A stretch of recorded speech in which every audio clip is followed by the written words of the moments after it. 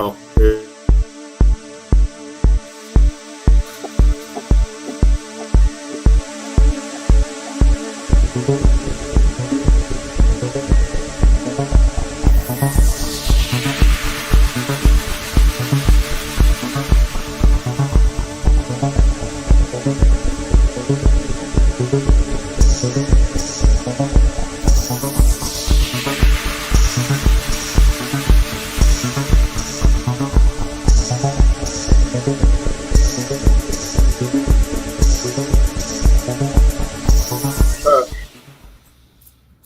You want to go outside?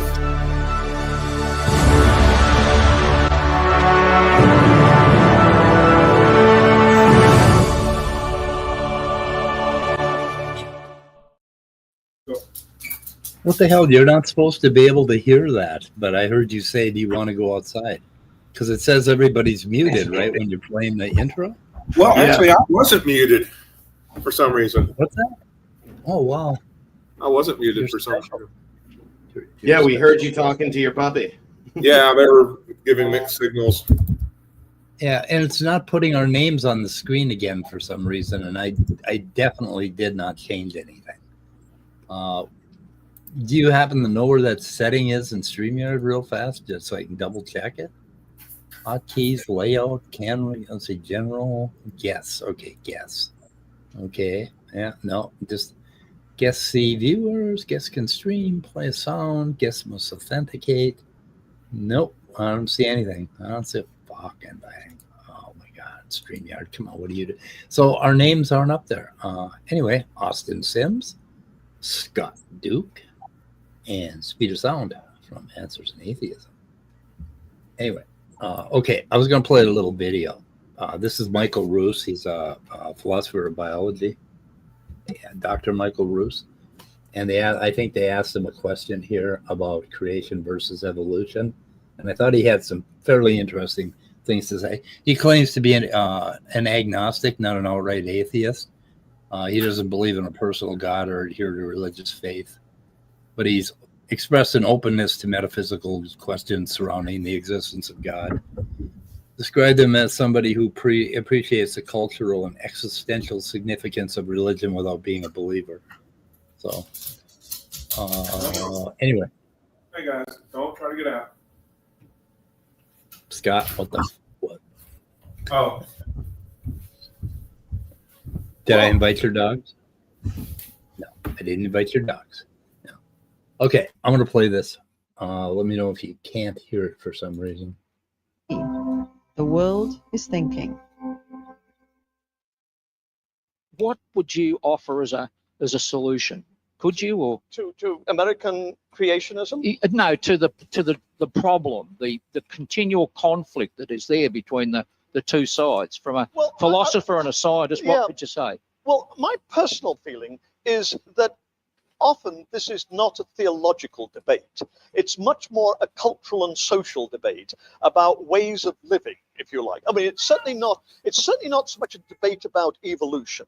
I really, truly don't believe anybody lies awake at night and says, oh my God, I worry about Archaeopteryx. Archaeopteryx destroys my belief in a creator God.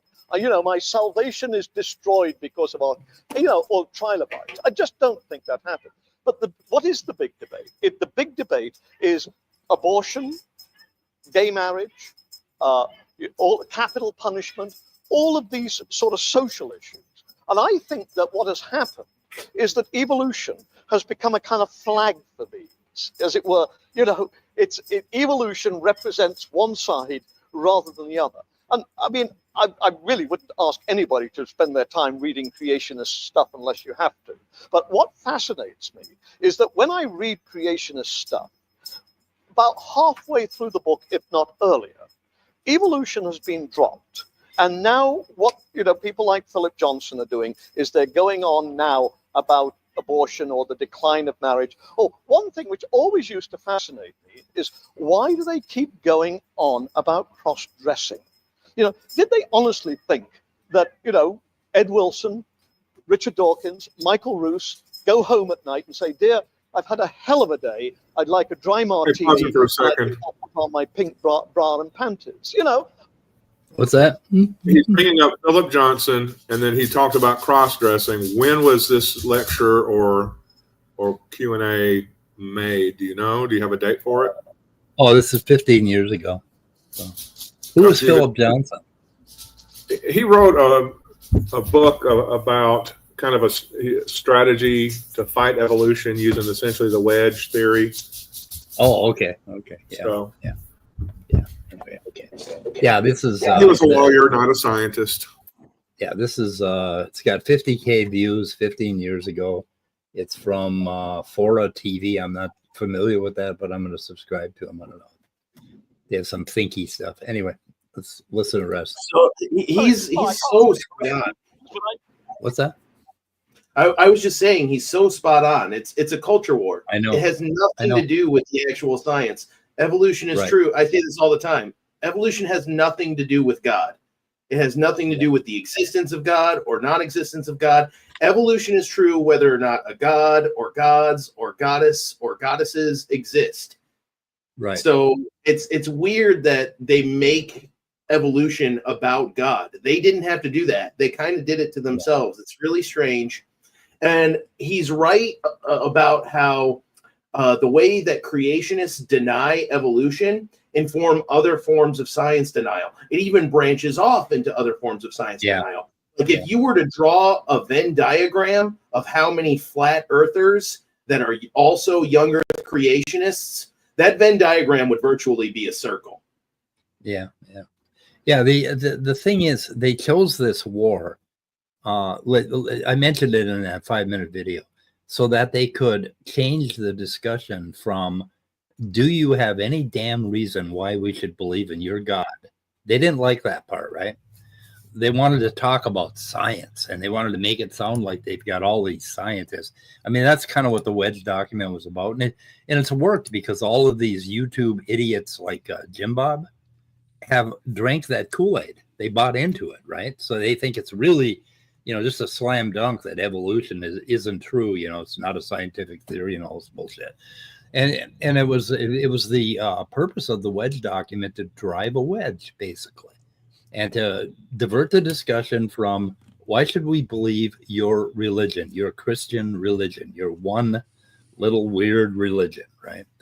And turn it into some kind of a debate about science. And so that they keep, and then they keep asking, how did this evolve and how did that evolve?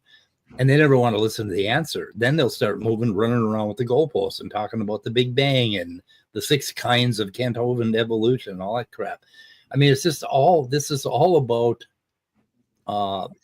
and they knew what they were doing. The smart people that wrote that Wedge document understood what they were doing, that they needed to basically appeal to people who weren't necessarily educated in these matters and get them all looking a certain way.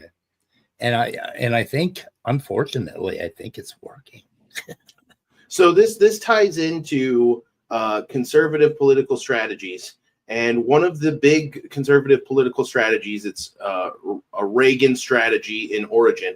Reagan said, quote unquote, if you're explaining in a debate, you're losing. Or not verbatim that, but functionally, if you're explaining something, that means you're losing the debate. What I think he meant by that was, if you're explaining something, everybody's attention span is so short, they're not even listening to you. So that means you're losing.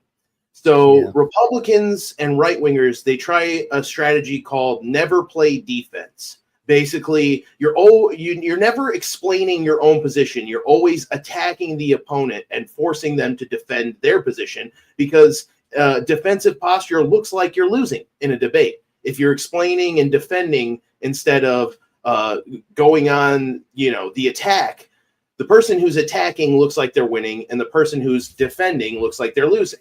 So that's one thing that, like, if you notice Kent-Hovind, when he does debates, he never does a debate where he's defending creationism. It's always evolution on trial, or come show me evidence for evolution. Evolution is a religion. Prove me wrong. He's always trying to make people defend their position instead of defending his own. Yeah, and then they had to make atheism a worldview and make it sound like a religion to go along with it. And then when they refer to when they refer to evolution, they call it atheistic evolution. And then when they refer to the age of the Earth, they call it the atheistic age of the Earth. I think Jerry Bergman did that in his debate with Dr. Dan last night. And it's just all sort of designed to watch the birdie, and to kind of miss the fucking point. So anyway, we got 1 minute left here. Let's see what he has to say. I know I don't. No. What they're worried about is Hillary Clinton in a pantsuit out there in Peking, taking on a man's role. And that's what they find deeply threatening, is that. So my personal feeling is the way to look at a lot of this debate is not as a theological one or even an evolutionary one, but more a social one. And unless and until we can find some way of bridging that kind of gap. Now, in America, I do take a certain comfort in the fact, for instance, that a lot of the younger evangelicals are starting to say, yeah, we agree about abortion, but can we please talk about global warming? And so to a certain extent, I think the whole Obama phenomenon is a good thing. I'm hoping that what we're going to see is not the vanishing of the extreme. Yeah, shit. But at least maybe more of a movement. Well, fuck that, man. Voice in the middle. Yep, that ship has sailed, right? So anyway, that was pretty. That was pretty damn good. Yeah. Well, I was Christ when Obama got elected. I was just like on top of the world. I thought, oh my God, we're finally progressing. Yeah. And then 2016 happened, and now I think it happened again. It happened twice, and so I got kicked in the teeth twice, wrecking my hope for humanity. My God. Hey, I don't want to get too meta, but the name labels are on now. Is that too distracting? Yeah, they are. Is that Okay. too distracting? No, how did you turn them on? It's under style for some reason. You have to choose it okay. under style. Okay. No, I think that's fine. I wish mine They was. changed a few things. Yeah. Yeah. Okay. Yeah, and then they fucking thought the default was to have them off. I don't know. It might pay to have them off for certain, like if I'm using my screen here, but then I usually do this, so I think we can see most of my screen. So I don't know. Anyway. Oh, and let's see what else we got here. So, this this guy. Okay, this guy. This is Riverview Church, Bonsall. I don't know what the hell it is, but Dave, you might be interested in this one. But listen to this guy for just 30 seconds. Creation to the evidence for the resurrection, and we were there for about an hour and a half, and one by one. In fact, one of the guys, as we started this conversation, he calls out to two of his buddies and said, "Hey, Billy Johnny, come over here. This guy's a creationist, like up some weird animal in a zoo or something, right?" You are. Yeah, pretty much. Sideshow Anyway, freak. Yeah, I'm going to put the link to this. He's got this whole thing, creation versus evolution series. And he does like stand-up kind of. He goes on and says, for his attributes, his eternal power, divine nature, have been. I don't know. He's like a theory, and that was bought by the scientific community. I don't know what the fuck. Anyway, he's something to keep an eye on. Yeah, what else we got here? It's very true that people are surprised to hear when someone is a creationist. People are surprised to hear I spend time debunking creationism online. They're like, why? Why do you bother? Those people are crazy. Yeah. They're never going to change their minds. Why are you a masochist or something? And I'm like, maybe, I just I really think that anti-intellectualism is hurting us. And I think there's a way to directly fight it. And I don't think most people get that. They either don't realize how big the problem is, or they think it's impossible to solve anyways. I've been telling people the same thing, Austin, for decades. They're like, why do you care about these? I would hear, why do you care about Ken Ham, the idiot? And it's like, it's not one person. He has a lot of reach. And then the reach filters down to all these people, and then it comes back to science denial, all the other problems. And then look what we have today. So you know what I'm telling folks? I told you so. So when everybody was telling me, what are you talking about creationists for? It's like, because of the very problems we have today. And this is exactly why it bothers me, and exactly why it bothered me decades ago. Yeah, I think if anything, I waited too long to get serious about fighting these people. If anything, I should have been fighting them more vocally earlier. So for a while, I thought that there weren't that many of these people. And then the pandemic happened, and it was obvious what kind of an impact and what kind of a reach this has. And then the other thing is, I found out my sister-in-law was talking about Jesus riding dinosaurs, and then I found out my great nieces and nephews were homeschooling their children in creationism. And then I listened to my brother, and he's telling me that the pastor that they invited a person in to explain why evolution is false into a little church in northern Minnesota. And I'm wondering, okay, how prevalent is this? How much of this shit is out there? Well, it was going on without us knowing it because we didn't have the internet. I didn't find out about Ken Ham until cable access television had him on one of the Christian channels. If not for technology, we didn't know growing up. I just assumed everybody accepted science for the most part, even if you didn't know it, right? Yeah. Running into this stuff was unbelievable that there was actually not only these people that believed it, but huge followings of people. And it's like, I was completely naive. I admit it. And like Austin said, we should have been more vocal and stuff. And I just thought it was a couple idiots, nothing to worry about, although it shouldn't have been ignored, because it does, as with anything else, they can raise large groups of followers, no matter what kind of idiocy it is. And sure enough, Ken Ham, the little joke clown from ICR, built into one of the largest creationist organizations with probably the most money of any of them. Yeah. Yeah, and if this guy, is looked at as a zoo animal when he tells him he's a creationist, I'm afraid that all of the monkeys have escaped. There's a lot of them. Didn't like 44 of them escape down in Arkansas or somewhere? I'm not sure. But I think, millions of them. And they are a joke because, they don't have good arguments. The creationists do not have good arguments. You guys were already pointing out all they want to do is just poke holes and stuff to people who don't know any better anyways, and say things like, well, there's micro but no macro, without no understanding that it's the same thing. Yeah, Demeter stopped by. It wasn't to mention. And then I've been going on a little bit this morning with Extangulia over this vote thing, because there's a pretty long thread on this under our, let's see, what is the name? Jimbob is a child wannabe. Yeah. So, and I'm really trying to understand what the hell he's saying or what he wants. He's in our chat right now. Yeah. The correct leader will never, but he started out by saying, when it comes to women versus men, it's not the strongest, most skilled women versus the weakest man. Jimbob is talking about. He's talking about the collective group, men versus women. If women banded together versus men, they wouldn't be able to win a war and overthrow the men. But how in the hell?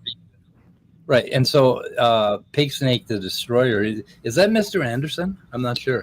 He said, no, I think he's anti Mr. Anderson. Anti Mr. Anderson, yeah. And he considers himself the destroyer of Pig Snake, but he's arguing with Extinct.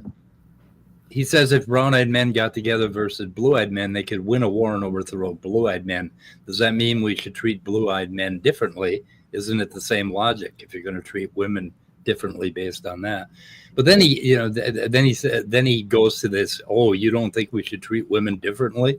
We shouldn't open doors for them, or whatever.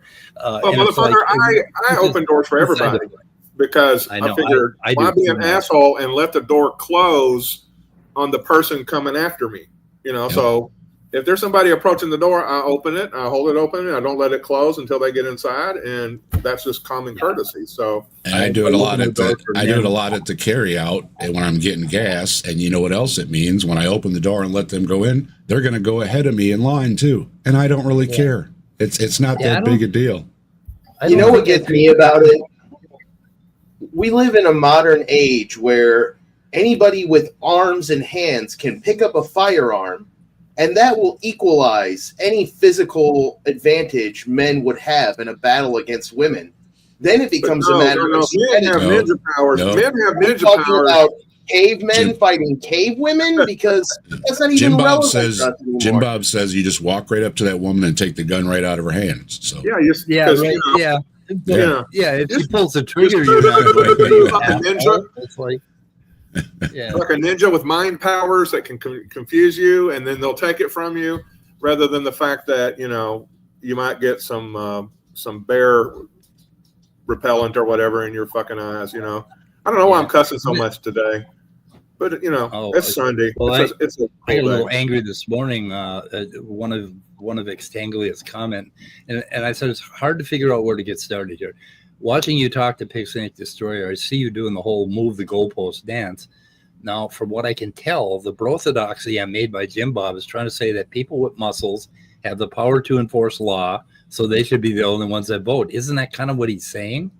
And scratching my head. Pixenic is pointing out that these violence issues get decided depending on how you are grouping people. It really seems to me like the orthodoxy is choosing sex chromosomes, and they think that we're gonna have a civil war, men versus women. And it sounds like somebody lost the boys versus girls activities in PE in the 5th grade, and they still haven't got over it. Yeah, and then now consider this. Really fucking consider this, because I feel my male chromosome anger rising up. I had a daughter. I have sisters. I had and have had a mother, grandmother, nieces, and a dozen other females that I would kill you over. I'm guessing you are all about family values, right? So the grouping is family, and that is going to get you a lot of muscular, well-armed men fighting for their whole family having the right to vote, because that's how we're going to group. Every single man has a woman he cares about, and so that makes the male-female thing completely non-consequential. We don't give a shit about that, right? What we care about is, should every human adult have the right to vote? That's what we care about. So on his stream the other day, Jimbob was saying, I think if we took away the right to vote from women, they would be cool with it. They wouldn't freak out at all. They'd be just cool with it. Yeah. So it's kind of extending from that point. He thinks that if we took away the right to women, not only would most women be cool with it, pretty much all of the dudes would be cool with it. There's not going to be any fighting over it, Like, come on. Okay, that's the whole point. Women need men to be able to keep their rights. Now, Extanglia, what the fuck are you talking about? They need men to be able to keep their rights? I think that's unequivocally untrue, Extanglia. If every man on the planet vanished today, I would bet women would have more rights than what they have currently. Effectively, they might have legal rights, but effectively they don't get to practice as much freedom as men do. They don't get to walk down the street in the middle of the night without a weapon and feel safe. They don't get to go to public places and have a man enter their personal space and tell them, back up off of me, and feeling safe. There's a lot of things that women would have greater rights in if men weren't around. I think that's a little misguided of an opinion there, personally. And it's just ridiculous. It's like strong men and weak men. I mean, are you going to divide them up and say, well, the strong men have to fight for the weak men's rights? So what does that mean for the weak man? It means he shouldn't vote, or does it mean he should go and lick the guy's ass? I mean, what the hell is he supposed to do about this? Like, what is your point, Extanglia? What would you have us do? Or what about a very strong man? What about a very strong man that had really good, weaponry skills, who stepped on a landmine? Now he's weak because he's lost arms, had neurological defects and can't really walk without a walker. Does he lose his vote because he's no longer, quote unquote, a strong man capable of taking a gun from somebody? Right. Who is the head dog is what I want to know. I mean, there's a lot of big tough guys out there that could endlessly fight with each other. Who's going to decide that I'm in charge is where I don't get where they're picking their, who's going to be president. They're thinking towards a fascist leader or some sort of new royalty kind of thing. So whoever does a Saddam and caps somebody else in the back of the head is just Presidente. That's fine by everybody. That right? sounds like it. I mean, what are your other choices? Other than the fact that people are born with inalienable rights and should be able to use them, and that it's the people's responsibility to maintain that everybody gets to exercise their rights. So. Yeah, and I would defend their rights, but my niece and her wife are also they're ex-military now. They just work for the military, but they would be defending the rights too. So there you go. I'm not saying men ought to take away women's rights. I'm saying if men decided to take them away, women couldn't stop them. That's the fucking bullshit that you're talking about. Okay, that's not the way this works. It's just, he did say he said he wants to come on. Do we want to give him the link and invite him on? Yeah, I could throw it out there. I wish you'd email me, Extanglia, so I can give you a link privately. Why don't you just insist that he do that? Let's not be throwing it out there. Have him do that. If he wants to come on, he can email you so you can send him the link. Yeah, do that. There's my email, my personal email. Oh, and Extanglia, on this point in particular, I think your knowledge of culture and society is showing to be a little wanting there. Weird. We're not. Masculine societies are not the norm. It isn't the right way to do things, and there are tons of societies where women are the hunters, the breadwinners, they are the leaders. We have you're doing what we call in sociology a kind of ethnocentric viewpoint here. You're doing this thing where you assume that the culture that you grew up in is the right one or the center, and it's coloring your perceptions a little bit, I think. Like the point I had about my family and me defending them is that you're not going to get men and women to divide along sex chromosome lines. That's not going to happen. That's not how we do this shit. It just doesn't work that way. We're dividing basically a person with one opinion about human rights and with another person. And if you're one of these people that want to take our human rights away from certain people, then we got a fucking problem. We got a real problem.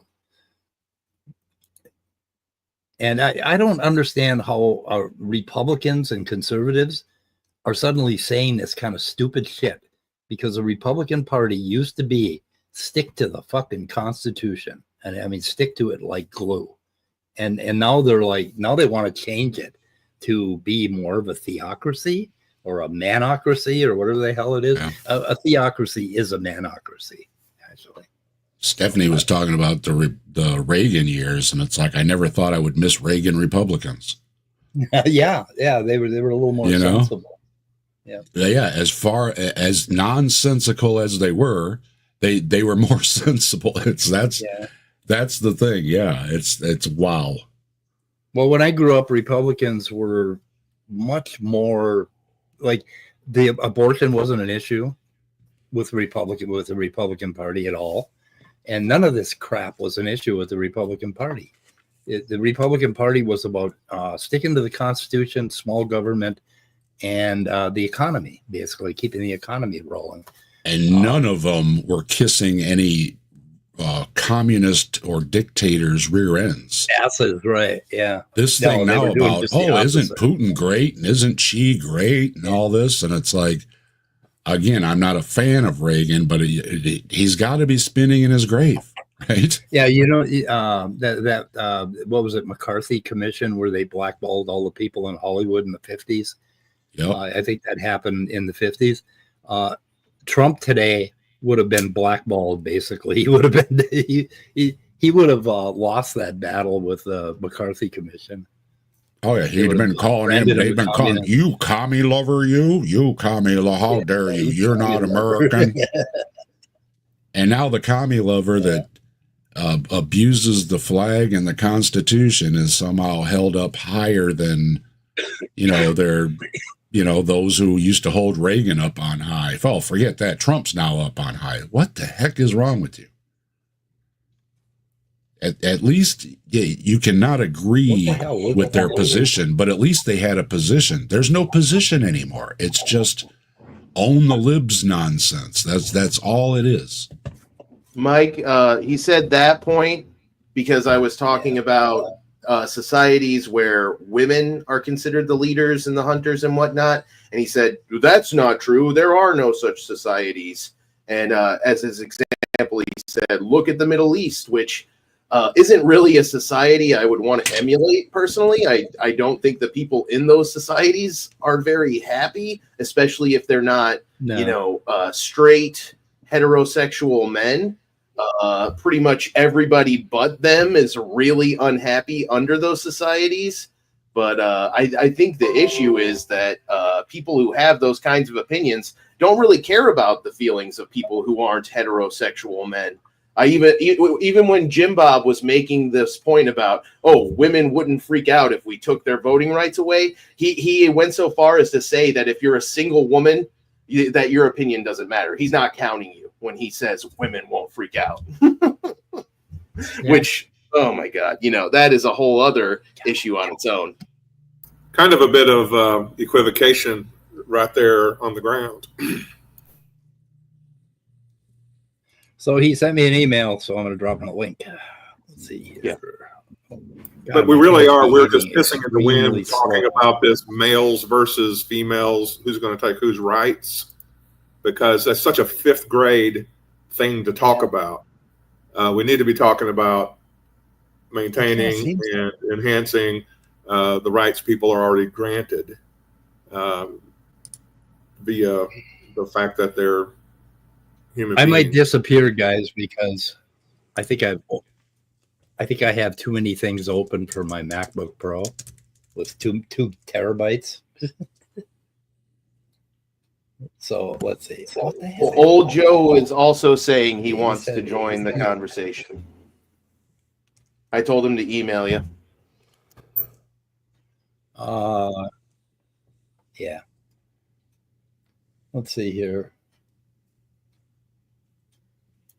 Things are behaving very slowly here. I'm going to have to shut some shit down.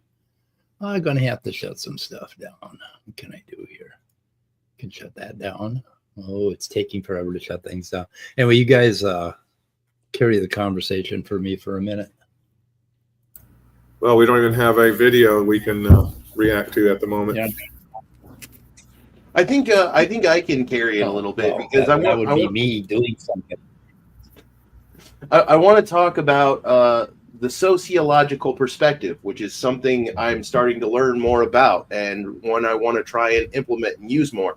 And that is the idea that culture is relative.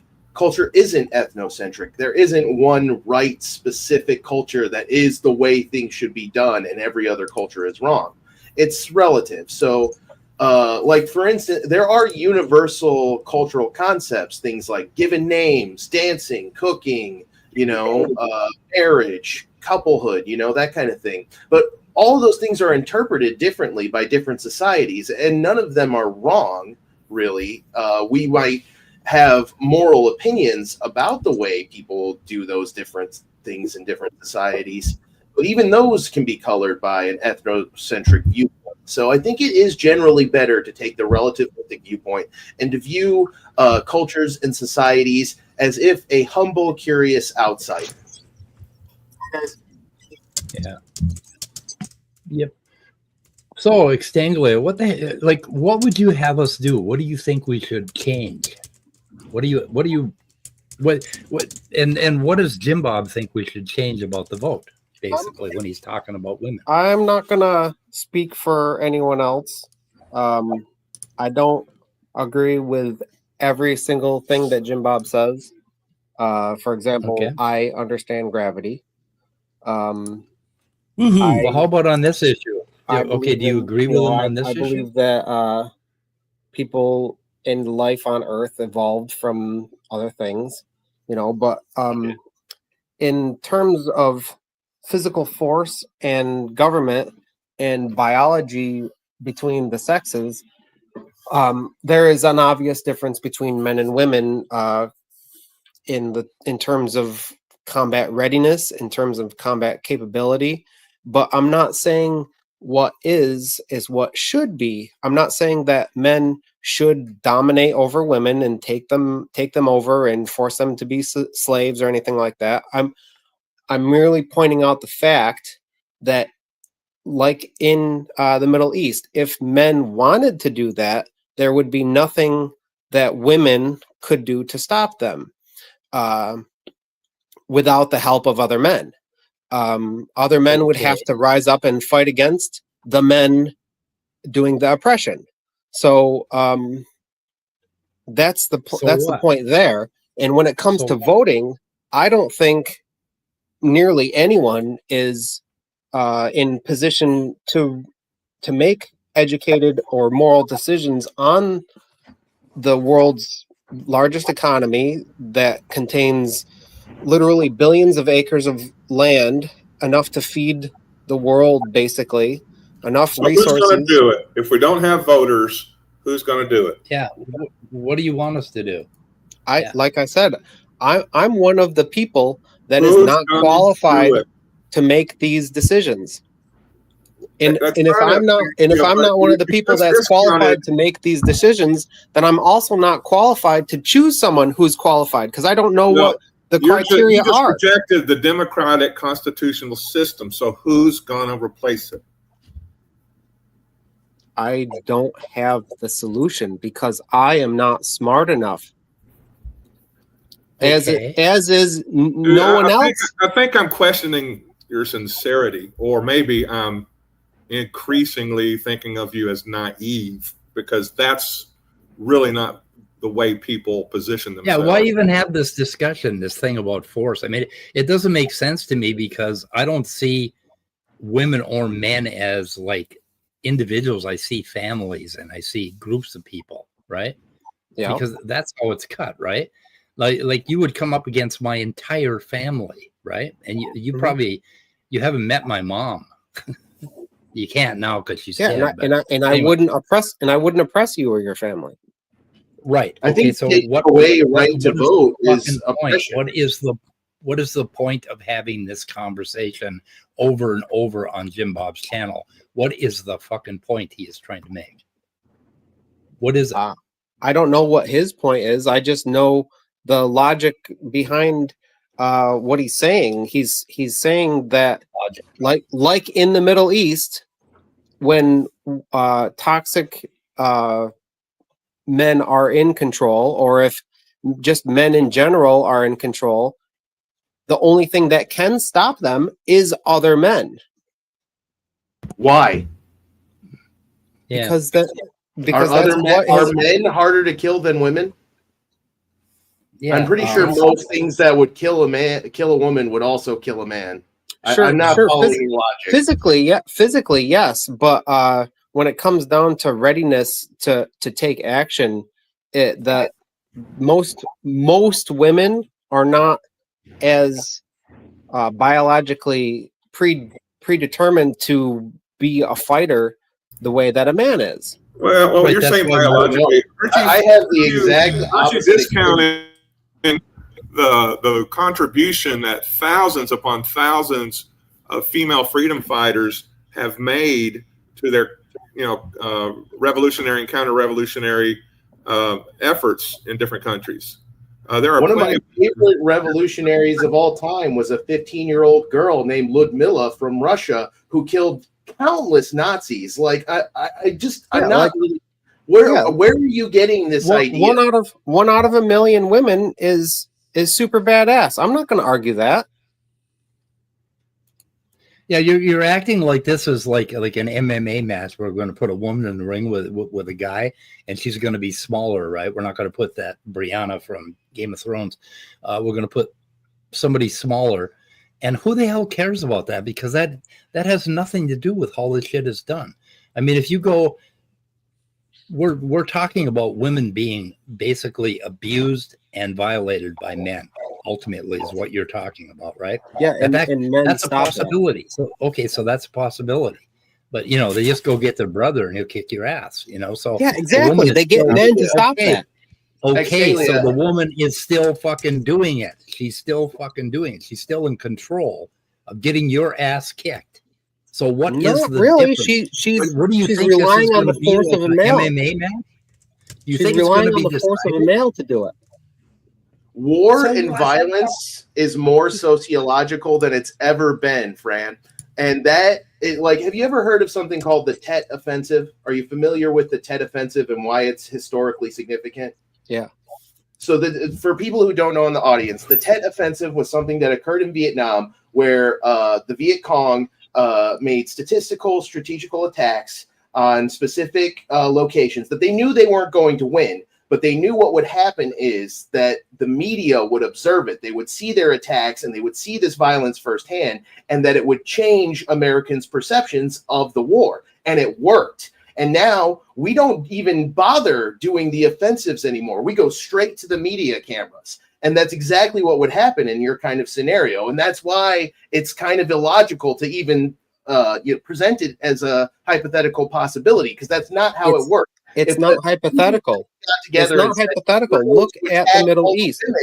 The women wouldn't even bother fighting back against the men. They would go straight to the media, and the men wouldn't even be able to get their complement of weaponry off the ground. They would be so inundated by negative PR. Then why are the women? Can I throw something in here? Can I throw something in here for you guys, and then I'll drop back down. I need about 3-4 minutes. That's it. Because this is an important discussion you're having. I've had a series of debates with Jimbob now, 3 or 4 of them. And it's been very, very revealing. I actually was a fan of his at one time. But this force doctrine he talks about, this is a lark.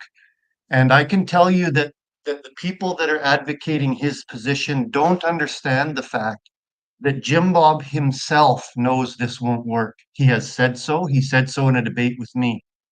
And he's likely in the chat now. He's taken to following me because other men will just stop. Hang on, the just bad let me men. remember I asked for like 3 minutes, then you'll get the whole time. Go ahead. He's likely down in the chat now too. His latest tactic is to follow me around in chats and try and pin me into some gotcha because he lost the other debates so badly. When we talk about female influence on male behavior, a lot of these guys that are saying all the men could gang up and beat up all the women don't understand that the way their body looks is a consequence of female choice. Females shape male behavior, excuse my language, by deciding who they're going to fuck, not by deciding who they're going to beat up. So let's deal with relativism very quickly. Jimbob himself is a relativist. We debated this very specifically. He talks about preferences. You see, what he does, and everybody has to understand this, he is operating a show. He's an entertainer. And all of those people that actually buy into these beliefs are being done a disservice by the deception he's operating on his platform. When he talks about other people simply living on preferences, he himself is living on preferences because he believes in free will. He has simply chosen his Christian ethic over another ethic which he thinks is inferior. That makes him a relativist, full stop. Either that or he has to reject free will altogether. He is making his decisions on what is right or wrong based on his logic, just like the rest of us. He just disagrees with our decision.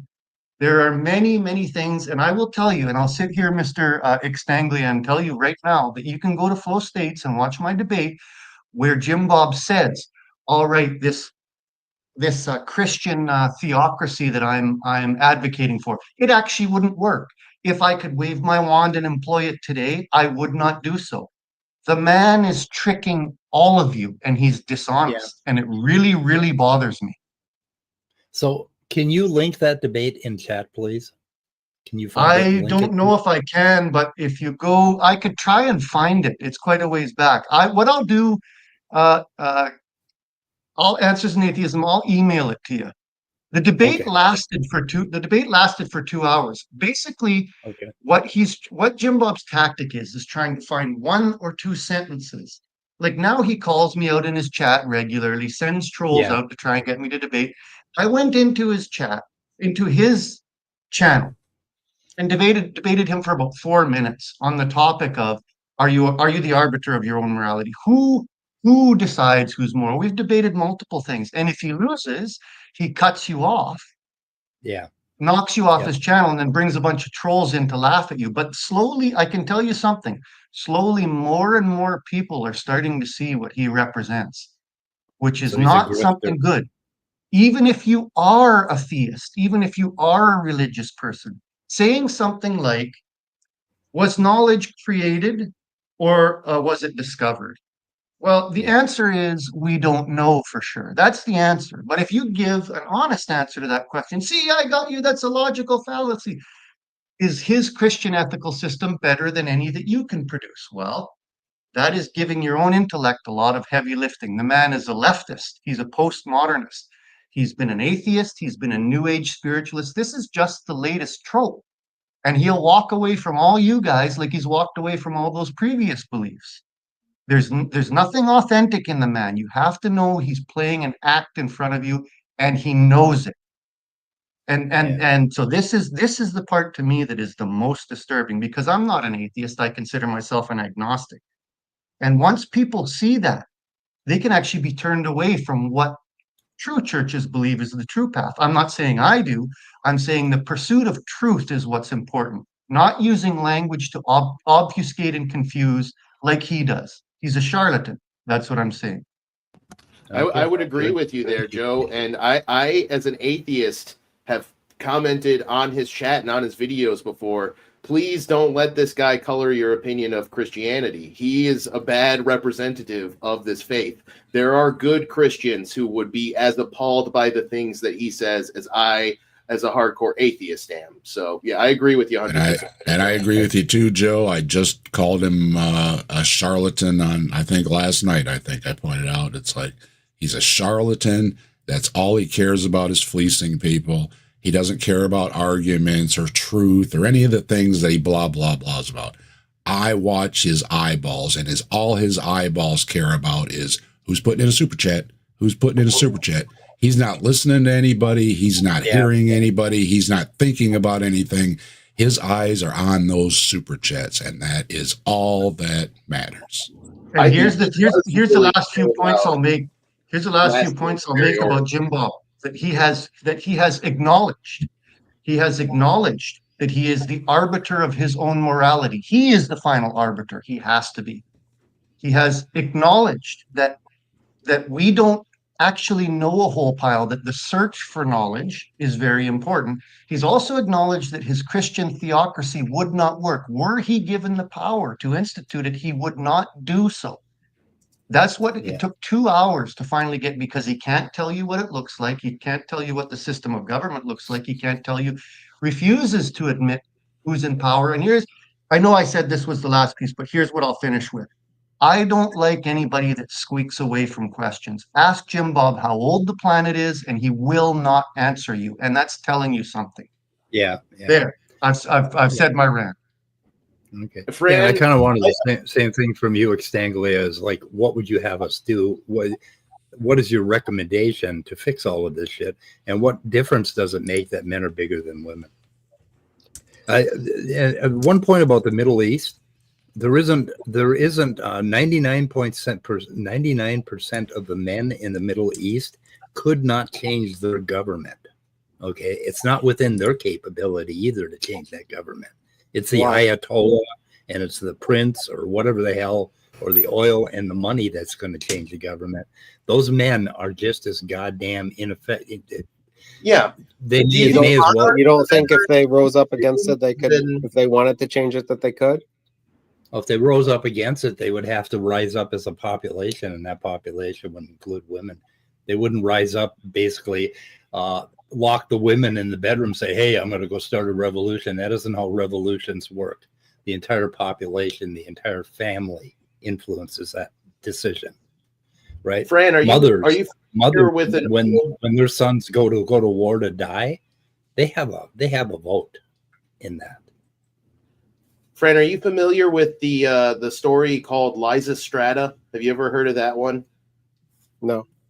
So the plot of Lysistrata, it's a Greek play, and it's about how all the women in Greece are getting sick of all the Greek city-states fighting each other. So they decide the way they're going to stop war, they stop fucking the men. They stop having sex with the men. They withhold sex until the men sit down at a table and talk it out like they were always going to have to do anyways. Exactly. That's the way. Power. That's the way women have power, through manipulation of what men are going to do. And men have power through manipulation of what their women are going to do. I mean, we're all manipulators. But when it comes down to physical power, the men have the monopoly on that. Physical power is against the goddamn law. I mean, right. I can't and use the law is upheld by physical power. The law is enforced through physical power. If you don't follow the law, you're put in handcuffs by a big guy, and you're held at gunpoint and put in an iron cell. Yeah, but incidentally, it's also the lowest. It's also have a pair of handcuffs. It's also the lowest. It's also the lowest and most temporary form of coercion. This is what Jimbob's trying to get me into a debate about right now. Physical force is the last line and least effective line of defense. Ask yourself if you would like the teacher of your children to rely on physical force primarily as a way to control classroom behavior. No, it's the last line of defense. It's the ending point. You're right. You're exactly right. It all comes down to that. Let me make naked violence has resolved every issue ever. Well, that's not true. Let me make this analogy.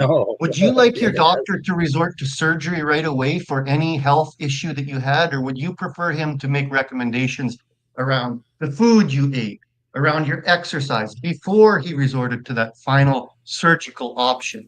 Obviously, black and white. That's why we have the discussions. That's why we don't just go to punching the women like what they do in Middle East.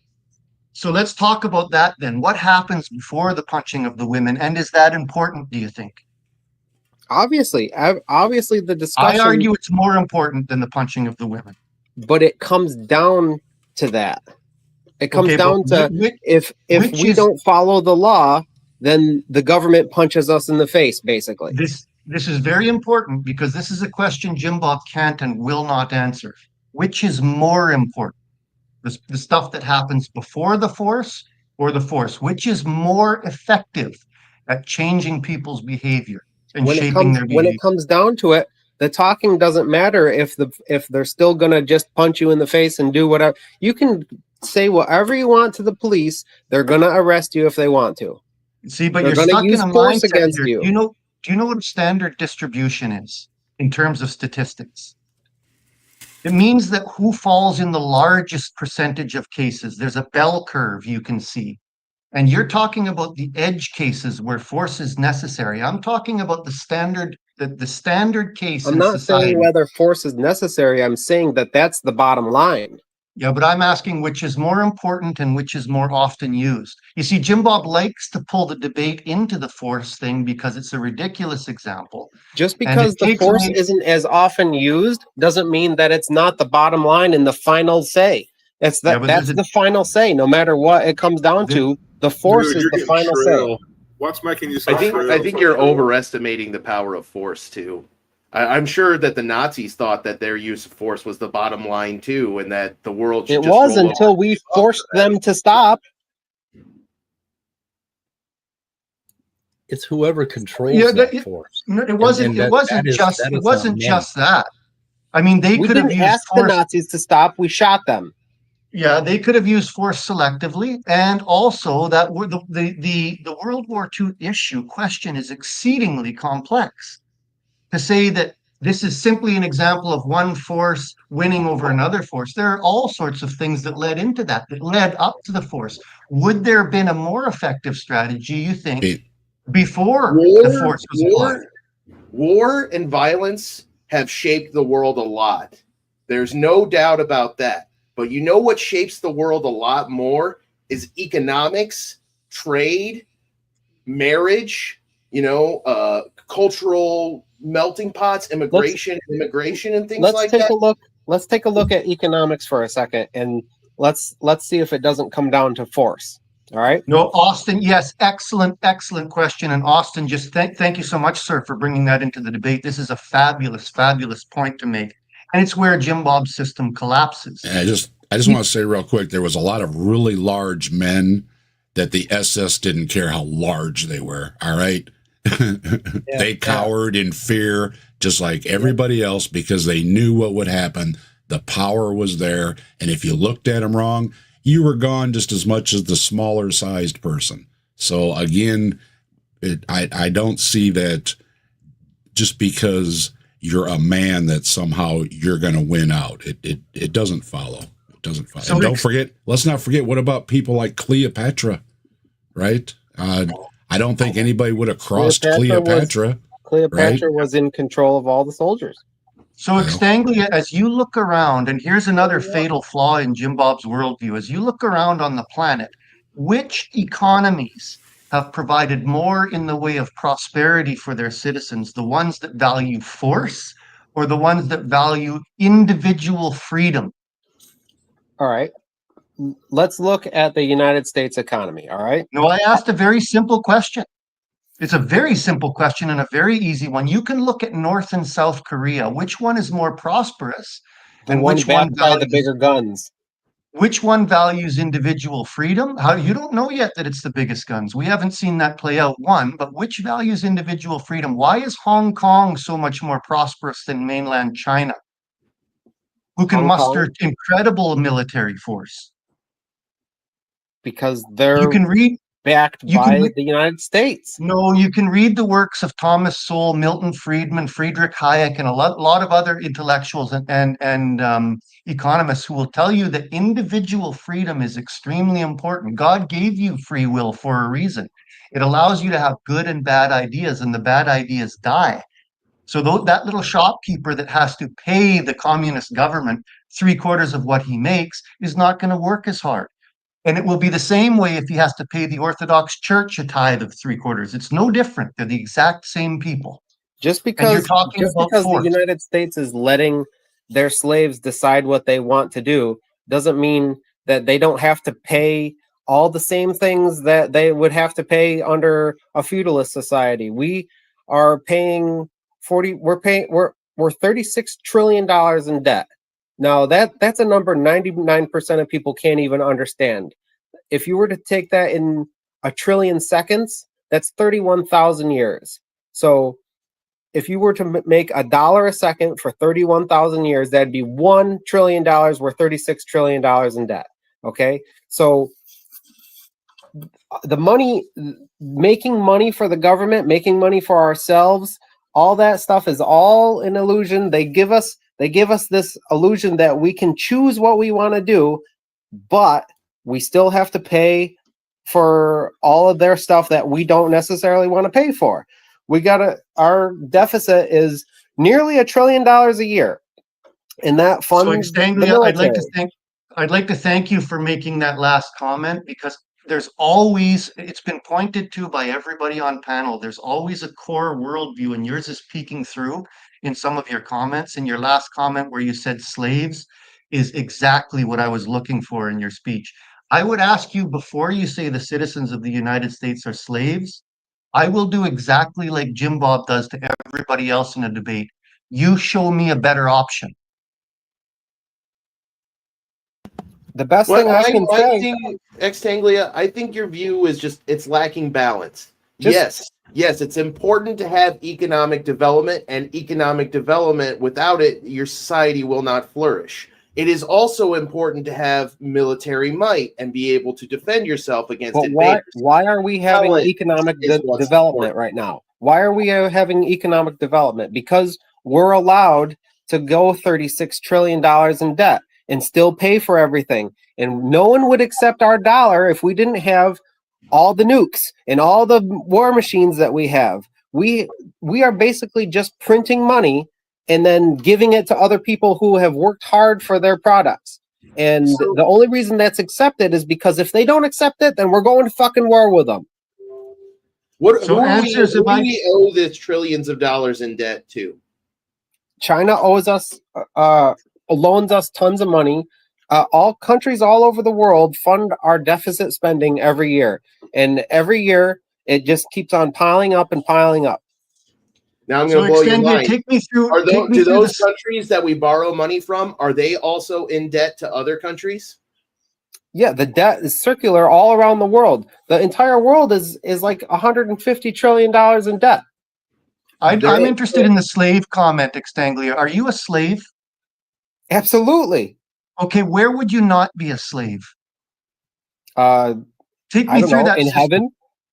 Okay, so that's an unrealistic answer, right? This is what Jimbob does in debates. This is exactly what he pulls There's no off. place on earth where we're not going to be a slave to those with the bigger amount of force.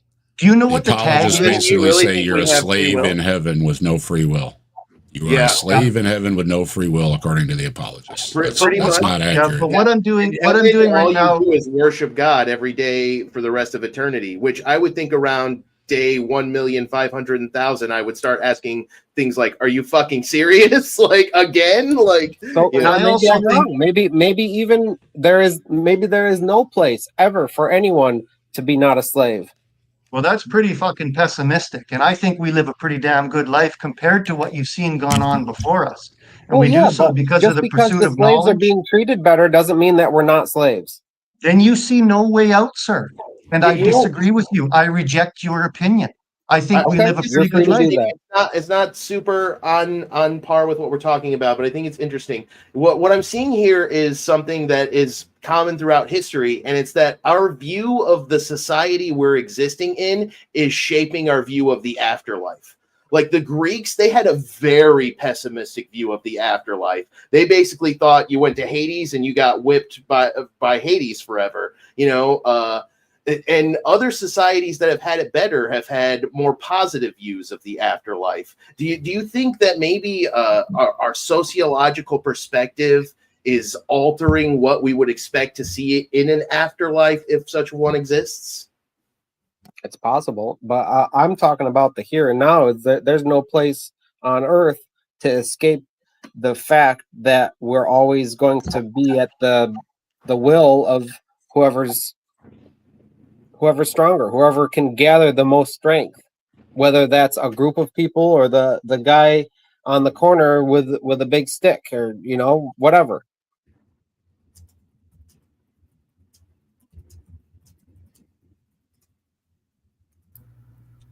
Yeah. Real quick, I think your definition of slavery has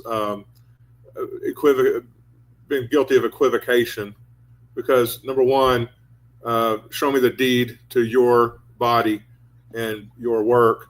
Number two, are you going to be inherited by somebody as property when you die? Number three, can you resign from your job and go to another job without permission from anybody? Can I stop paying taxes? If I do stop paying taxes, that doesn't make you still keep my land? You know what I think is one of the most insidious things about slavery too, and Scott didn't ask it, but he kind of was tangential to it. In most slavery systems, not only do you not own your own body, your kids belong to your slave owner too. They can sell them if they want to. It's just not the same slavery that is like the direct. The guy is right there being like, I own you, but the government owns everything that we do. So you're in a pickle. You're in a pickle, and you decided to redefine slavery over it. So you probably should have defined slavery before we started talking about slavery. That would have wasted less time. But yeah, everybody's in a pickle. We're in an economic pickle. We're in situations that we feel like we can't control completely, and that does suck. Yeah. But so it's not slavery. Extanglia, I'm going to say one last thing, sir, before I leave, because you seem like a really good guy. This this track that you're on intellectually is one that Jimbob leads people down. And I've asked a couple of very specific questions for a reason. I asked you one really specific question. Where is the better system that you see? I don't And your have an answer answer was, for that. yeah, and I know you don't, and neither does Jimbob. And you can trust me when I tell you, him and his ilk have been around for hundreds of years who offer nothing but tearing down and destruction and zero to replace it with. And I can guarantee you, go study your history books, that leads to absolute chaos. It leads to a far worse life than what you're leading now. This is what these guys are advocating for. This is why the title, Jimbob is Evil, is accurate. Thank you very much, sirs, for having me up. And that's Yes, exactly I do think Old that's Joe's exactly right. why Trump got elected. It is basically tear down. The people that I've talked to that are fairly intelligent that still voted for him said, well, let's see what he does. He's going to shake things up. Bull in a china closet kind of bullshit. It's like, it's not helpful. Go ahead, Mike, Austin. do you think that the majority did a good job picking their leader? No, Majority I don't. of No. who? No, That I'm wasn't really the worried about majority. The majority of the people who decided to vote? There you go. That's better. That's better worded. But I am committed to follow that principle, basically, that the majority gets to vote. I mean, if they fuck it up, fine. Wonder I'll if they deal with keep it. on fucking it up for the next 100 years straight. Wonder if this Well- is the start of the slide down the hill. I think it is. But I'm gonna be So then dead. why is that a good system? Why would anyone want a majority to rule if the majority is ignorant? I What? think What we're would you having the replace- same issue we had with like utilitarianism and egoism and absolutism. It's that every system has drawbacks. There's no such thing as a perfect system. So the best kind of system is a blended system, a system that isn't, completely purely capitalist or completely purely socialist or communist. It's better to have a blended system, a system that has capitalistic elements, that has socialistic elements, that has, it's a mixture.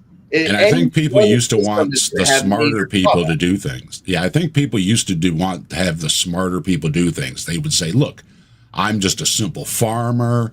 I'm just, a simple blacksmith or whatever. I don't know how to do all this, fancy stuff to run a government or whatever. But I think this guy over here or this woman is smart enough to do it. That's not how we're picking people anymore. No, it's not. It's I who mean, can out of say something to 350 get million headlines. That's it. Out of 350 million people in the United States, our options for leader of the free world, if you want to put it that way, were a shit sandwich and a shit sandwich with sprinkles. Yep. So don't you think that we're doing something wrong? The popularity contest thing isn't working. And it hasn't how would been you working change for it? 50 The two-party years. system has too much What would power. you change? What would you change? What are you going to do about it? I Break would up say the two-party that not system. everyone should be allowed to vote. Okay, how are you going to decide that?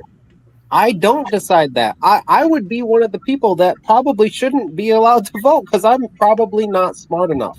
Who has Okay, the but what is the capacity criteria? to make that decision, and how do they gain that capacity? Is it a certain level of college education? Is it a certain level of military service experience? Like what I would is say the qualification? And if there isn't one, if you were to ask an idiot, if you were to ask an idiot, me, on how we should pick those who are in charge, I would say that the smartest people, the objectively smartest people in each area should run each section of whatever it is.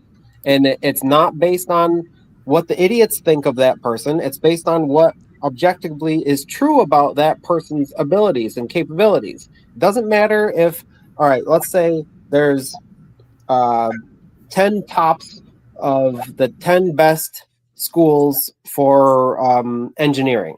All right.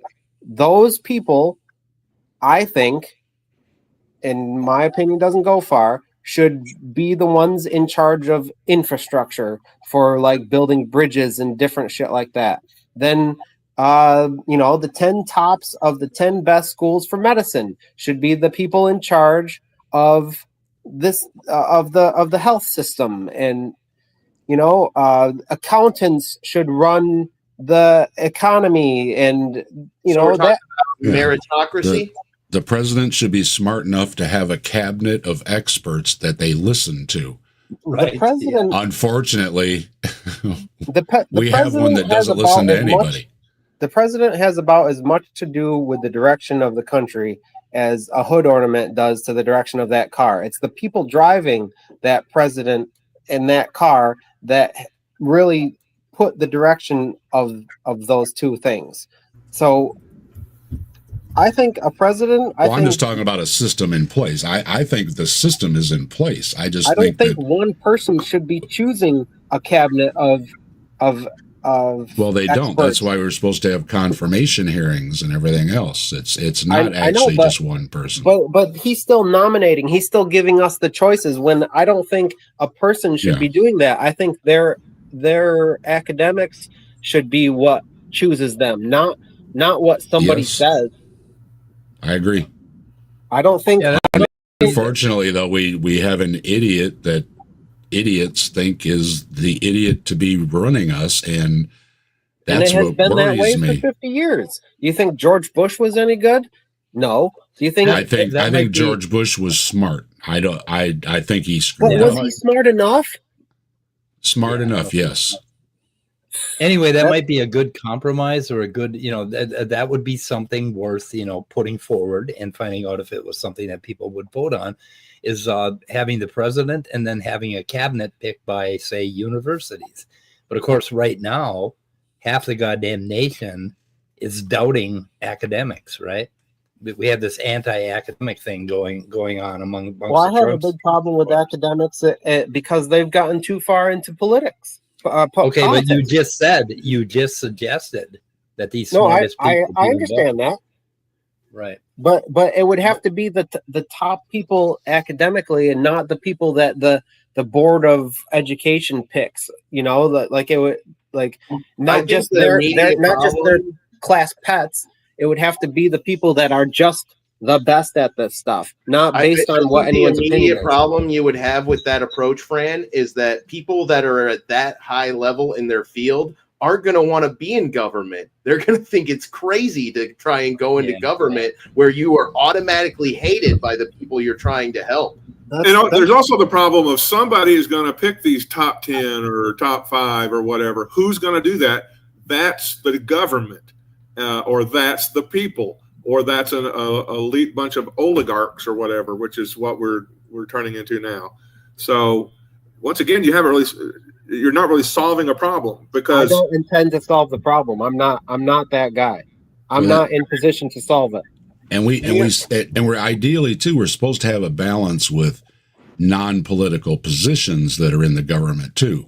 So you have people that have been there through how many presidents or whatever, and they have the wisdom of both, parties being in power, what worked, what didn't. And again, that these are people that need to be listened to. When we have somebody that's not going to listen to anybody, it doesn't matter. It doesn't matter. If we have the best cabinet ever, if they give the best advice ever, and Trump just says, well, you're all a bunch of dum-dums, like the creationists and Jimbobs and everything else do, who just say, oh, I don't care what all the experts say, you're a bunch of dum-dums. And it's like, that's where we've gotten, where it's, if the experts are all a bunch of dum-dums, then there is nobody to go to. There's nobody left to go to. Have you ever heard of, are you familiar with Andrew Johnson, Fran? Maybe. I'm not familiar with the name. He was one of our presidents. And yeah.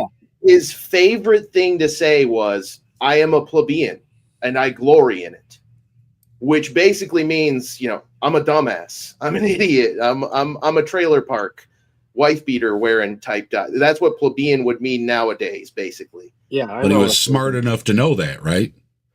Well, that's the thing. He was smart enough to know, I'm not a genius. I need to go talk to these cabinet members or these university professors or Isn't whoever the the thing saying, is. the wise man knows himself to be a fool, and the fool thinks himself a wise man? That was part Exactly. of it, and it was also partly to glorify being a plebeian. He didn't think there was anything wrong with being a working man, with being a common man. There isn't. He thought the common man should have power and should be able to make decisions and should be able to weigh in on how their government goes. And I kind of agree with that. At the local level, sure, that they, you know, you should be in charge of what you know, and that's where that kind of comes into play with us not really being able to grasp the full scope of what the entire world's economy and all the interrelations between international whatevers, all that garbage is lost on the average worker. But the average worker knows, well, hey, that stop sign over there really needs to stay there because people come flying down this street. You know, they understand that kind of stuff. They understand the local stuff that they see on a daily basis, and then there's great minds that understand greater things, I suppose. You know what I find is kind of interesting is I think you were operating with this specific issue on a different level than Jimbob and most of his audience. I think you are on a different intellectual level than them with it, because I think the reason this is popular with Jimbob's audience is because they're sexually frustrated men. So when they hear things like, you know, take away women's right to vote, you know, turn women into second-class citizens, what they're really thinking is that will make it easier for me to get sex with a woman because I will have more institutional power than them. I will be able to wield that power over them. You know, I think that is why that idea is attractive to them. It does get deeper. Like, I know that you are very pro-life, and that's a big part of where it comes in for you. But for a lot of them, it's about sexual conquest. They're trying to dominate women so that they get sex. I am a married guy, so I don't even have No, sex I think anymore. I was saying, I think you are a little bit different than a lot of the people who do engage with those ideas when Jimbob espouses them. Yeah, like I started off this conversation with, I don't agree 100% on everything Jimbob says. I think anyone who agrees 100% with what somebody else says, they're not thinking for themselves. They're just borrowing that thought and putting that in their head and replacing it. I have my own thoughts. I think for myself, and I agree with many things that Jimbob has said, but he's not infallible, and I don't think anyone really is, and that's why I don't agree with all powerful presidents and such things where they can override what a group of 1,000 experts say. You know, what I'm kind of trying to say, friend, is that as different as you are in the reason you share this position with them, you are giving that coalition power. You are giving them your support. And I don't think that their motivations for what they want to do with that support are as pure as yours. I think their motivations for what they want to do with that support are actually really gross and really bad. They really do want, like, the government to give them a woman to be their sex slave, basically. And I have seen that kind of opinion expressed in Jimbob's chat, and those echo people chambers, swing like, from a rope just as good as anyone. But it doesn't. It's not. It's a consequentialist kind of thing. Like, even though you are maybe coming from it from a slightly less shocking position, like yours seems a little more sane and moderate, the effect of it is going to be, if that support gets garnered for their ideas, is that they're going to use it to oppress women, to turn women into cattle. That is what a lot of them would like to do with your support. Rape will still be wrong no matter what. It would concern me if people were trying to do that with my support. That's another thing, that another one of my points is those objectively wrong things won't change just because the majority had a vote on something. You know, murder is still wrong no matter what the majority says. You know, rape is still wrong no matter what the majority says. And that's why I don't really have a lot to say good about majority rules, because it doesn't change what right and wrong really is. You know, if three guys get together and they want to sexually assault a woman, that's wrong. But if they have a vote and they outvote her, it's still wrong. It doesn't matter. The majority rule thing doesn't change anything. You know, no system is perfect. The idea with ours is that even if you have a screw up, they're not going to be in office forever. So in a couple of years, you can realize, hey, that didn't work, and you can elect somebody else. So it's not just, again, it's not just. But if people are too dumb to realize that didn't work, then we're going to continue on going. The way that information sharing works my nowadays, thing is, though, you can't elect the same person, though. Trump only gets 2 turns. Period. Real quick, that's the idea. Leah, if people are too dumb, ... and you're including yourself in that people are too dumb, why do you think it's a valid point to say that people are too?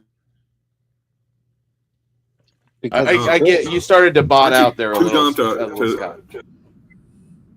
Okay, I'm just saying. Okay, you're saying you're too dumb.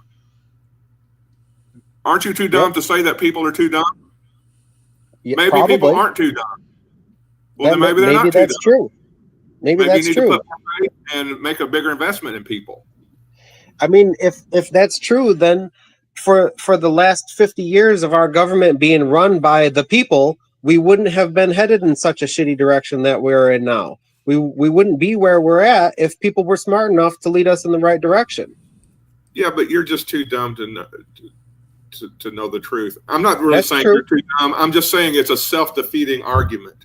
I'm not interested in really having a semantics argument about it. I'm looking at that we're $36 trillion in debt, and the state of the world right now is because of the majority rule of the superpower. If people were smart enough to head us in the right direction, then we'd be headed in the right direction, and we're not. Well, the reason we got into debt and we've increased the debt over and over and over is because we don't pay for wars. And I believe in a pay-as-you-go system. I think we should tell people, hey, you want to send all these $1 million bombs to Israel? This is how much they cost. Pay up first. I think we would have a lot different attitude. So. And I just want to point out real quick, pay as you go is a problem. I don't believe you're dumb. I was just saying that you're presenting a self. It's all good, Scott. I know you're coming from a good spot. It's all good. Yeah. Scott's saying the position is kind of self-devouring. That if you think we're too dumb to make decisions, then we're too dumb to be able to tell we're too dumb to make decisions. It's. Are you familiar with the concept of the Dunning-Kruger effect? Absolutely. That's basically that's what we're talking about. Yeah, and I kind of feel like most of the people voting are possibly suffering from Dunning's Kruger or whatever the fuck his name was. See, I'm so dumb I don't even know the name. But like, in all reality, so if my premise is correct, where people and I'm not saying it is, where the average person is pretty stupid, then they wouldn't know. They wouldn't have a good way of telling who's smart enough to run the country. I disagree. They wouldn't know who to pick. They just pick somebody. I think people know. I think it's just become this silly game, and they know better. They just want to play this game. I don't think people are really that stupid. If they're willing to play this game with nukes and trillions of dollars and hundreds of millions of lives on the line, then they're stupid. Well, nukes are not a new problem. I mean, I grew up with it. We watched The Day After and everything. Believe me, we were scared shitless about it. Right. But back in like the 60s and 70s, people could do math and people could, recite to you real science and real history and all that. Nowadays, you talk to the average person under 30 and they're basically retarded. They don't even know how to use a clock that doesn't have the numbers lit up in red on it. They don't even know how to write in flowy script anymore, which we used to not being call able to cursive. read We at the captive desk are pro education. We will fully agree there is a education problem in this country, especially making education a for-profit deal is a big problem. And we have people like Vance that have all the money to go to the fancy school, and then they come out and they talk nonsense, so it didn't do any good anyways. I think more people should be educated so that it isn't just, like you said earlier, picking between two shit sandwiches. And with the two-party system and on down the line, we need more options for everybody in politics, education, everything down the line. And I think that is what would make everything better. But I have a point with that. Education's only half the problem. The most dangerous people in the world are the smart people that are bad. Yeah, but then you're going back to the exceptions argument you didn't like earlier. Yeah, but the smart people that are bad are the ones that control the masses. Yeah, well, but that's like saying, oh, because of science, we have nukes. Well, because of science, a lot of people are living and breathing and eating and drinking potable water. So when you weigh it out, yes, there's going to be like you pointed out with, a few people here or there. It's the same thing in science. Well, you've got to deal with, yes, we can make incredible weapons and explosives and everything else as well.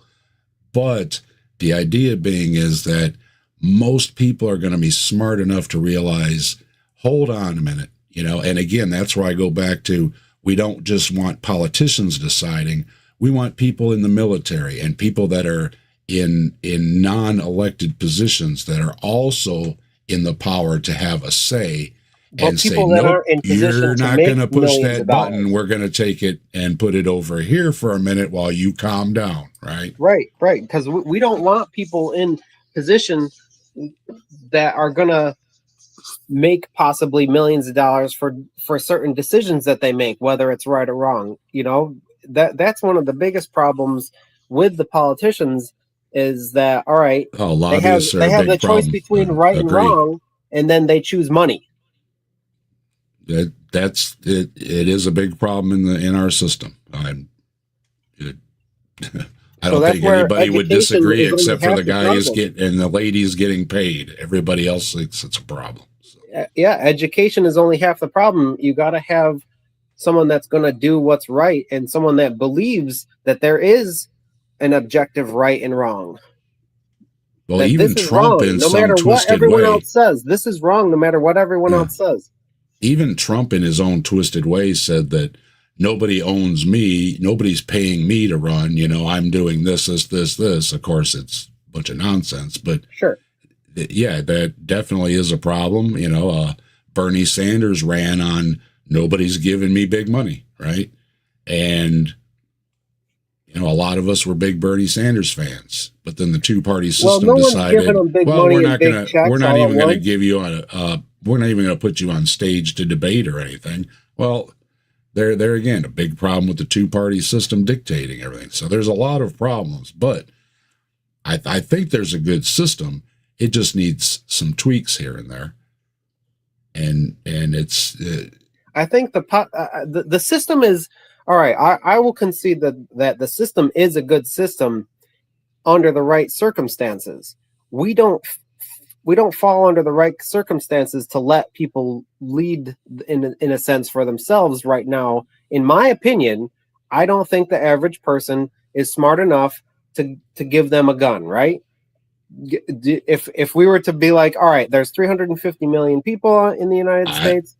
So I don't think most of the people should even be driving a car. So yeah, we can agree there. Exactly. So what the fuck gives them the responsibility to choose who's in charge of the nuclear button?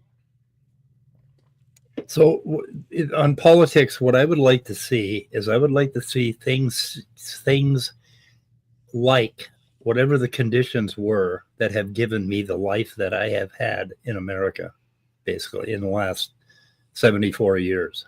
That's the and I have faith that this Trump bullshit is going to even out here after 4 years or even sooner. and we're going to be back on a decent road of progress. Now, if some horrible economic failure happens to us because of this huge debt we're accumulating, well, then we're going to have to rethink the whole fucking thing. But I mean, like, whatever's happening now, like, what I want out of a president is Biden, who does very little to change things. That's kind of what I want. Because for the last 74 years, I have lived one hell of a good life compared to a lot of people in the world. Frank, What would you say in the last? Go ahead. Can I ask you a consequential question, like about the consequences of the worldview? Would you rather live in a monarchy or an authoritarianism, like somewhere where there's like a king or an emperor that has absolute power and nobody can question their decisions? It depends on if he's good or not. See, because I would way rather not live in that kind of society. I would way absolute power corrupts absolutely. I mean, yeah, that's always the fear, but that's what I'm saying. That's the history. That's the history. If the person was a good person and they were the ones that made sure that everyone else was being good, then I can't see a problem with that until they start being a shitbird, right? That is the issue. Nobody's that perfect. Nobody is that uncorruptible, you know? What do you do when the shepherd is the Ayatollah and he has control over the entire population, right? And or what do you do if you have a really good king and then he has a really shitty, evil son? Well, that's the thing is, I think that the way that power passes from good leader to next leader is usually pretty retarded. You don't the way that old kings used to work was somehow one of them gained control, and then their son became the leader next, and usually that son would go on to fuck everything up. But the one that was in control at first, the good king, whatever, they did a pretty darn good job until it was time for him to not be king anymore. Yeah, Don Jr. So there's lots of examples in history of societies that had kind of monarchic government styles, but that didn't have divine right of inheritance. Like the Indus Valley had an incredible civilization that existed under a kind of monarchy, but they didn't pass it on through heritable lines. One of the best well-known ones is Hammurabi. I'm sure you've heard of Hammurabi, right? Yeah. Hammurabi's society was all about merit. He did not pass his position onto his offspring. You earned positions in his society mostly by being a general. If you were a general, you had a shot at seizing command. They went by, merit, by if you actually had experience. And we are kind of doing that now, except people get to weigh in on who they think is the most experienced and meritocratic. And I think that's a good way to do things. I think that's a better way than just letting a handful of people decide, because that allows their biases to have so much more power than they should. Whereas if everybody can weigh in, different biases kind of cancel each other out in that process a little bit.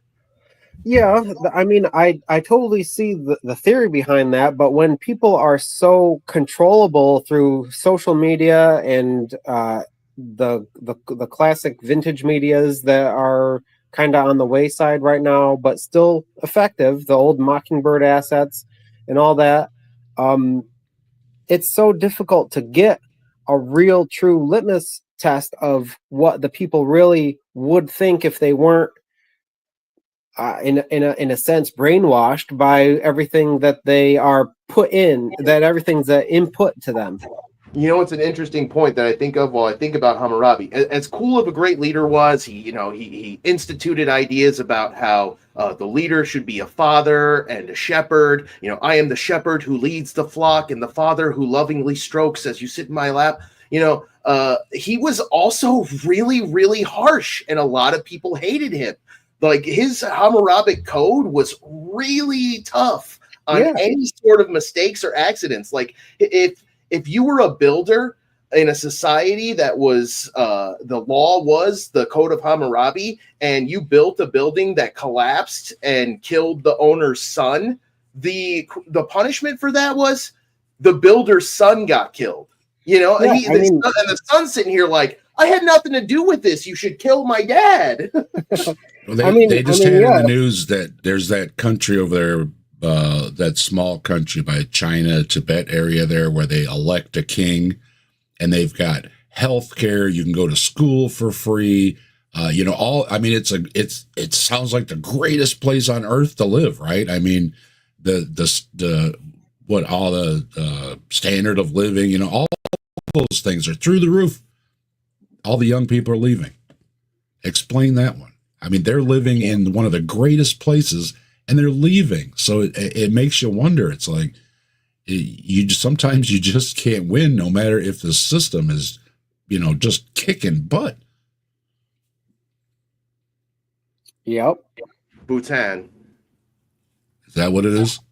I think that's what you're talking about. Yeah. It was just in the news recently about Taiwan, because I know Taiwan. No, it's one of them. Yeah, it might be Bhutan, or it's one of them small ones. But it was just in the news recently. They 60 Minutes or whatever, and they're you know, one thing after another. Well, how about this? And crime's way down. And well, how about this? Well, that's way up. And how about drug use? That's way down. I mean, everything they brought up, it's like, wow, this place is great. Yeah, we can't keep people here.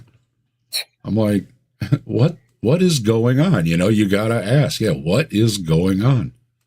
Maybe. And then you can look at other societies that are similar, but they lack the monarchy element. Places like Sweden, Norway, Finland, and those places have no population issues. They're doing quite well. If anything, they have the opposite issue. People are emigrating into their countries too quickly, and they can't absorb these cultures effectively, and it's causing culture clashes between like the Nordic.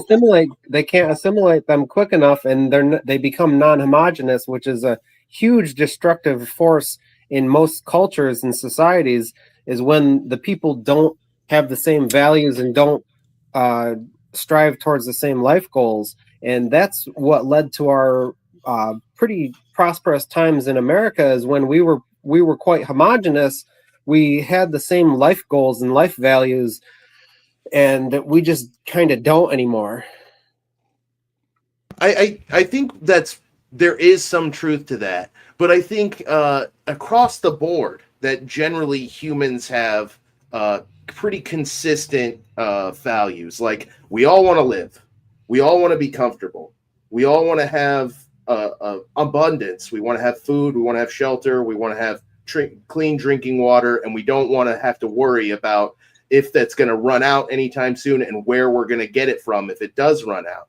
Those values are very equal across societies. It tends to be other things where we diverge. Like, I remember the first time we talked, Fran, in the last chat we did, I asked everybody, do you want to better society? And nobody said no. Everybody said yes. Everybody wants to better society. The issue is, how do we do it? And we disagree in some ways. Yeah. Yep. Because I think one of the things is it became subjective along the line somewhere, is what is better, you know?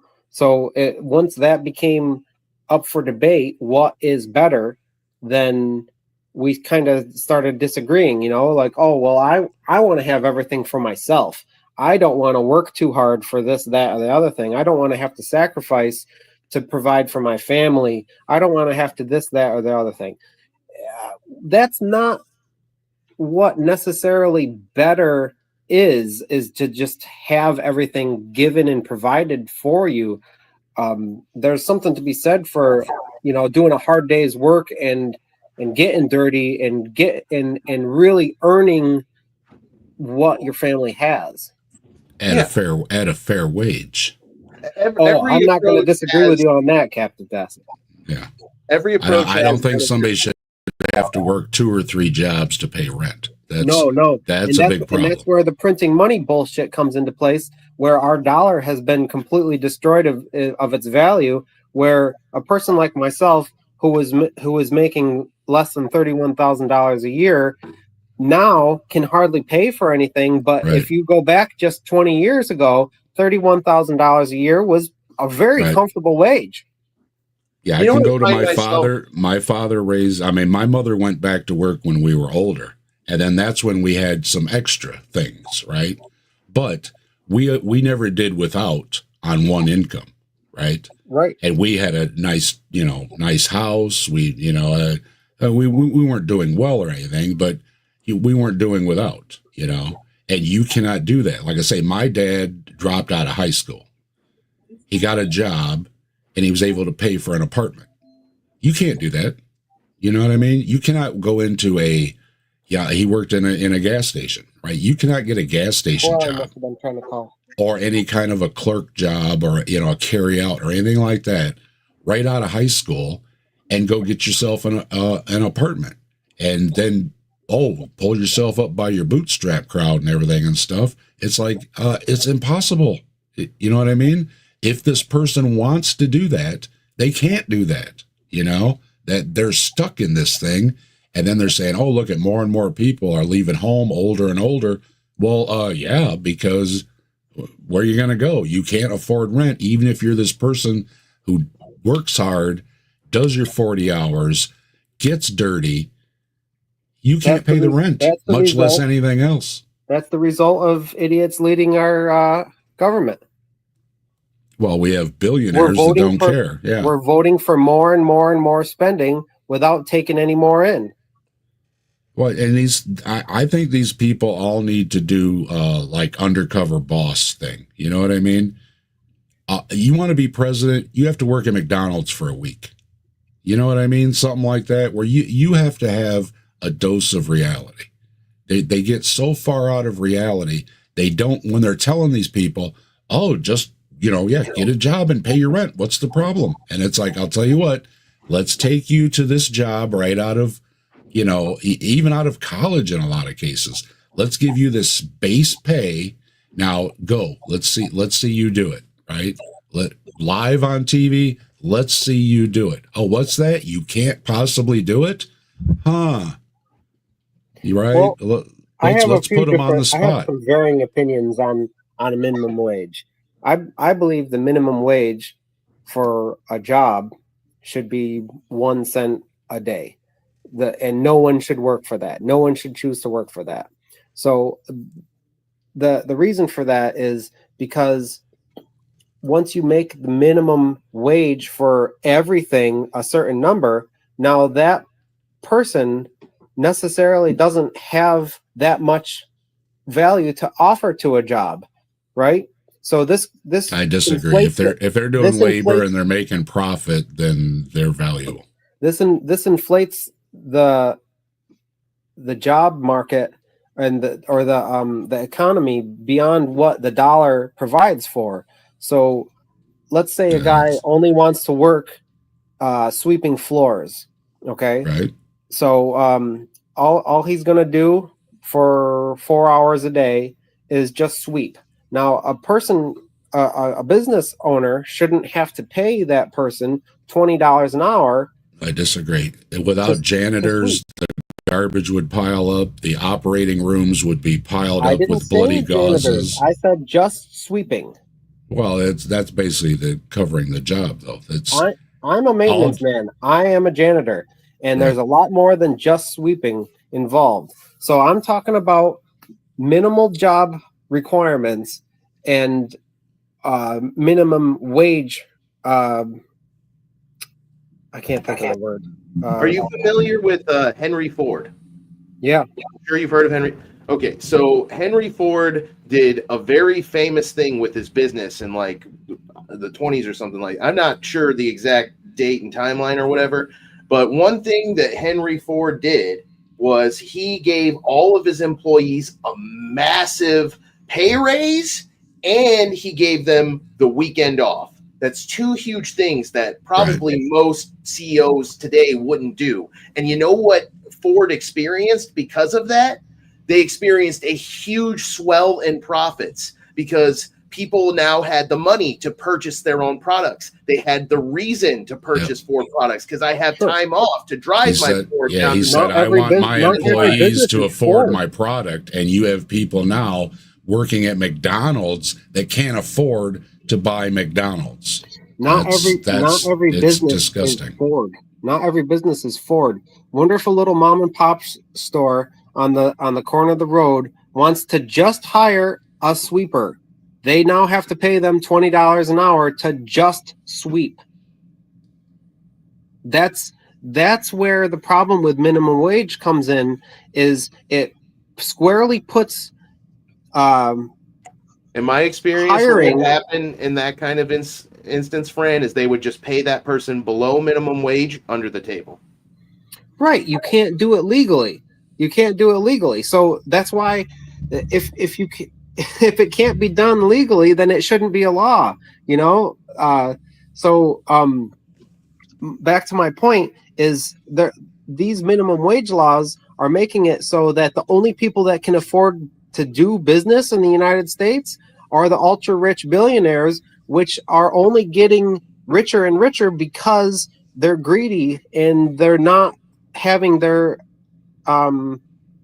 employees in mind and different thing like that. So because they can set up a phony business here, run everything in another country, pay them all $1 a day, and get a tax break for it, and they're going to get more of them. We don't want them to be the only people that are able to hire people. We want people to be able to do business that aren't the billionaires that are just set on making their billion pile, their piles of billions higher and higher. You know, if you want to even become a billionaire, you would have to make $5,000 a day for over 540 years.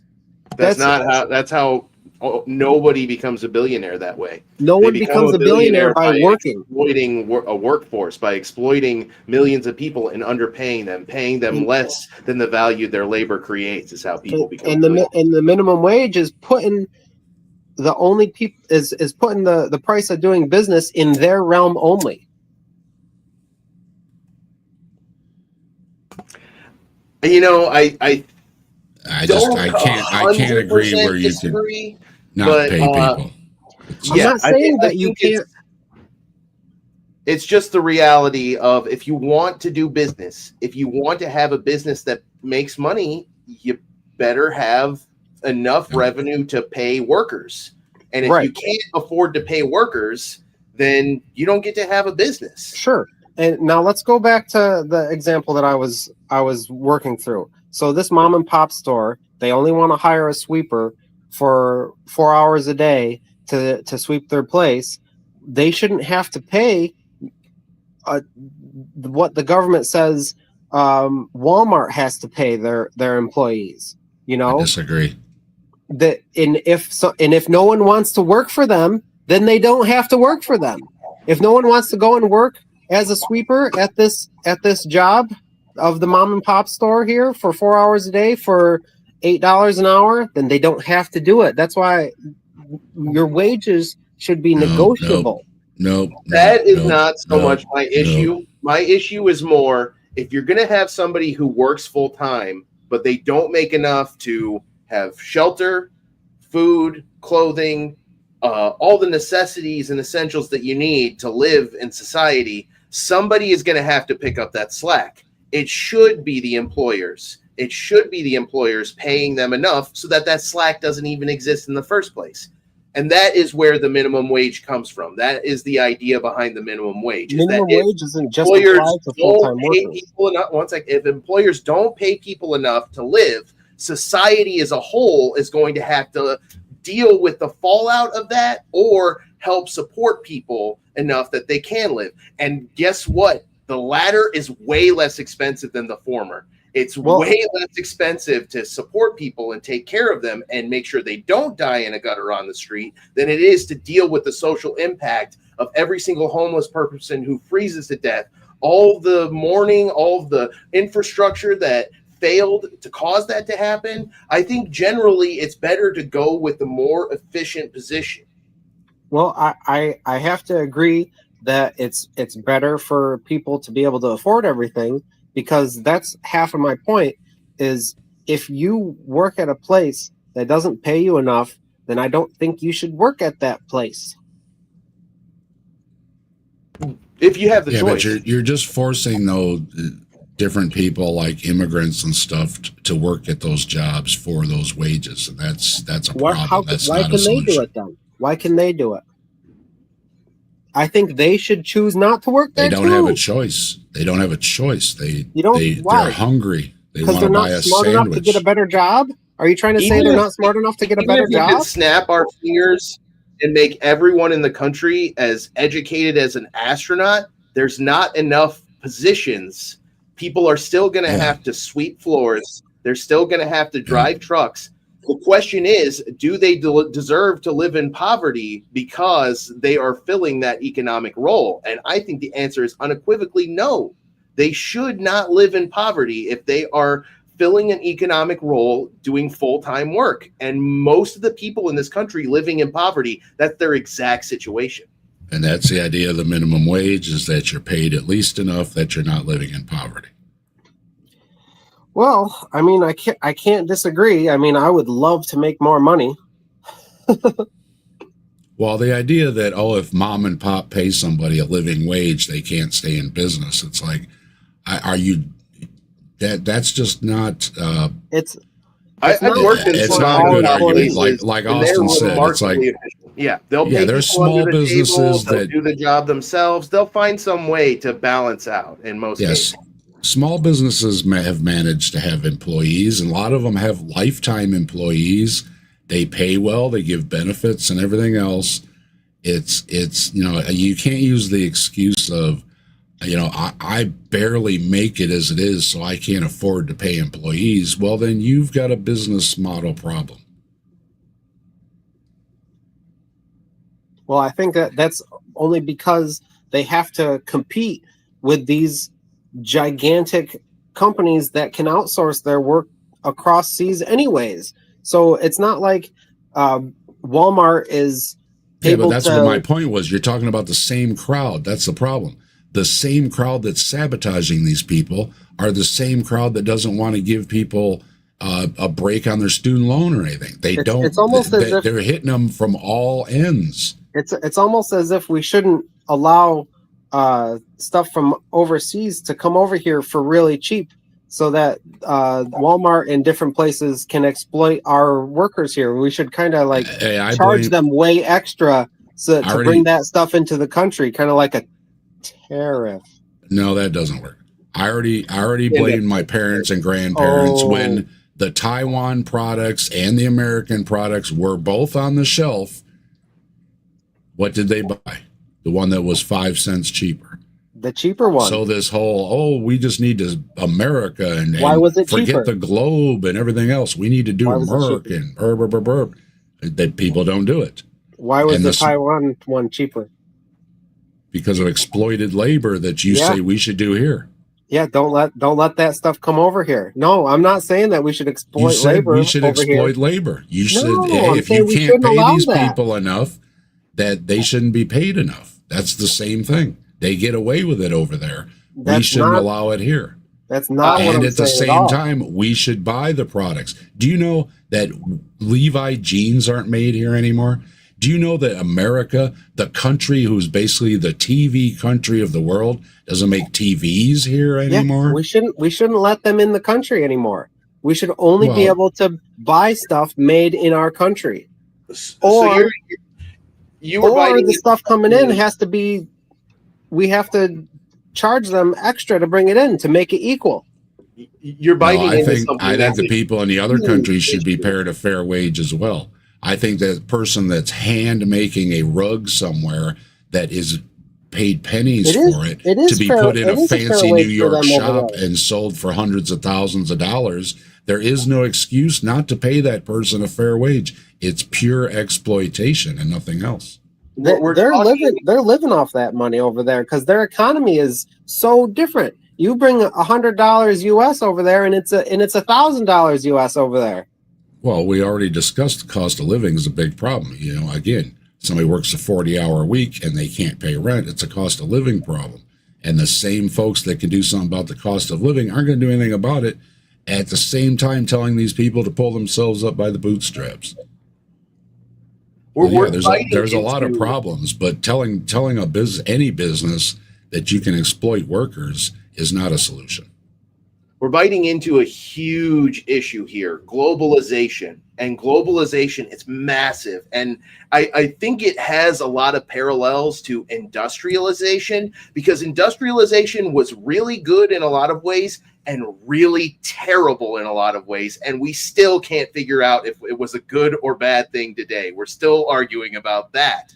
And globalization is kind of like industrialization round 2. There's a lot of things about globalization that are absolutely great. I have friends that live in Australia now. I feel like an Aussie myself sometimes, mate. And that's super cool. You know, that's a great thing. But on the downside, we have children that are living in India that are getting paid fractions of a penny a day to basically make tchotchkes and knickknacks, and that's their entire existence. And it makes me think about one of my favorite quotes from one of my favorite biologists, Stephen Jay Gould. He said, "I am less interested in the convolutions and weight of Einstein's mind than I am in the fact that people of equal intellect have lived their entire lives in sweatshops."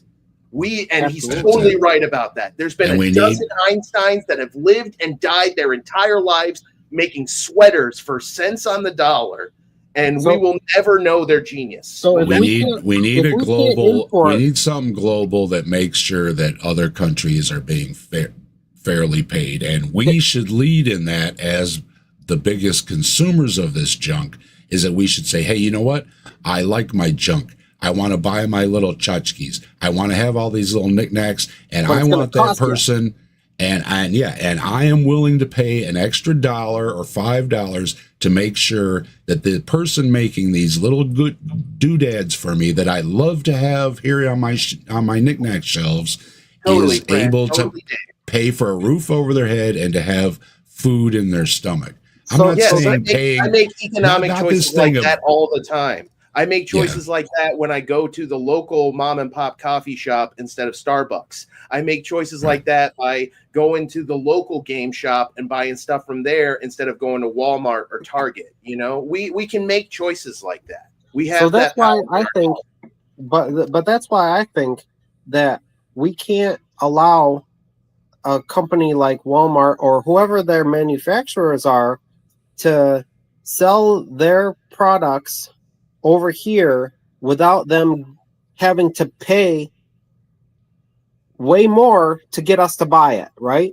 So if we want hike their prices up, if we do that, we pay the tariff. They don't. That hike is going to pay their workers. That price hike is going to pay their workers. Whatever tariff or tax we put on China doesn't care if we pay a tariff on something. It's not going to. They're not going to increase wages for anybody. It's not how it works. We pay the tariff. I think you're incorrect on this issue. I agree with you about a lot of stuff, Brand. But that's what I'm saying. And we're cheering on paying a tariff, but we won't cheer on paying another $1 for a product. It's totally insane. You're going to pay another $25 for the product instead of another $1 on the product. It makes absolutely no sense. It makes more sense to put that money into a global organization, and then everybody wins because we don't have to pay $25 more for the product now with a tariff.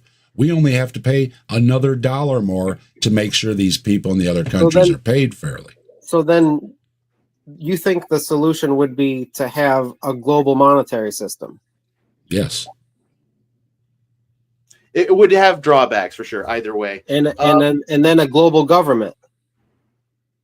I think ultimately that the one world living together is the ultimate goal. Yes. I would rather see a global coalition than a global government, which we're building global coalition. We're getting there. Right.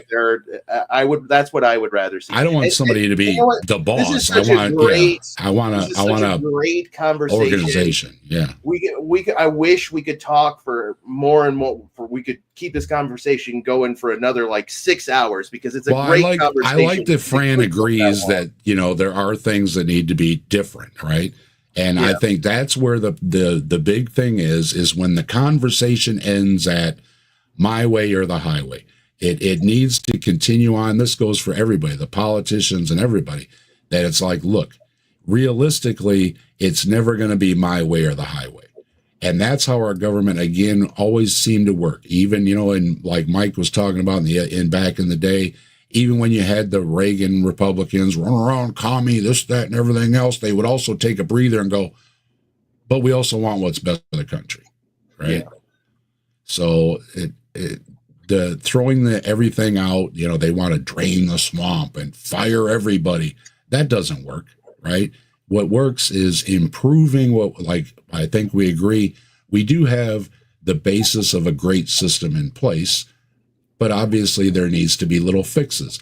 I'm not against capitalism, but I think that if Bezos is making money off of delivering me Amazon packages on my street out here that needs some potholes filled, that he should be kicking in to fill those potholes because he's using them to make his money. That's all. Is that why he pays taxes? See, that's the big problem, is where the government spending goes. That's where I think everyone is paying enough taxes. I think the government's spending it unwisely. We're in complete agreement on that one, Fran. If you have to do a $25 million study to see what quails do on cocaine, then I think we're having a little bit of an overspending. That study was absolutely essential, Fran. We need to know what quails do when you give them That's not cocaine. a good argument. That's not a good argument, though.